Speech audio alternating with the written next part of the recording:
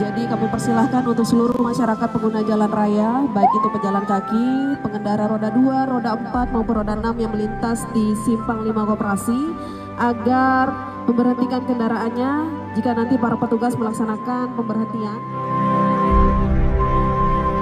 Untuk mengenang jasa para pahlawan yang telah gugur mendahului kita, mengheningkan cipta dimulai.